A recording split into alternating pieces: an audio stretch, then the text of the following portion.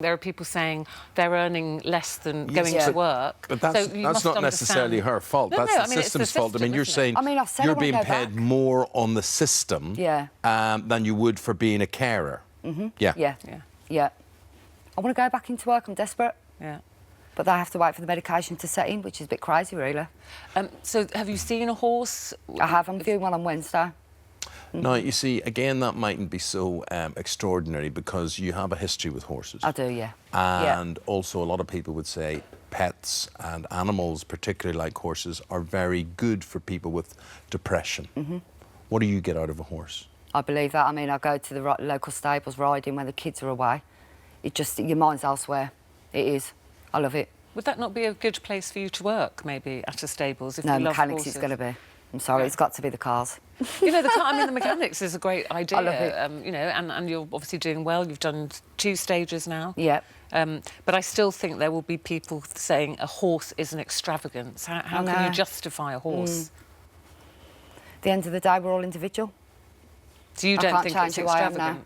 It is a little bit, it is. Why can't you change how you are now? I can't change what I've become. I can't. What do you think you've become? Well, not like being out of work that I've become, like obviously relying on state benefits yet again.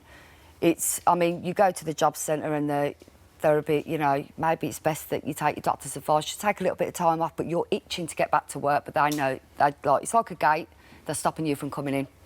You believe people are stopping you from working? I do believe that, yeah. In what way are they stopping you working? I mean, it's not people in general, it's the state. I know, I understand if your health is stopping you working. Yeah. But otherwise, what's stopping you working? Nothing.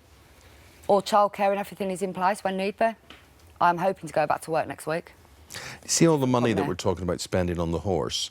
Becky Chan says, what's wrong with getting a rabbit or a fish, like most people? I do have a rabbit called... So you've got those already? Bob, yes. Yeah. And what do the children think about you getting a horse? They're not happy. They're not very happy about it, no. They're not happy? They think Mum's just losing the plot a little bit. They're looking for the rocking horse in the house. Do you think you're losing the plot? No. No.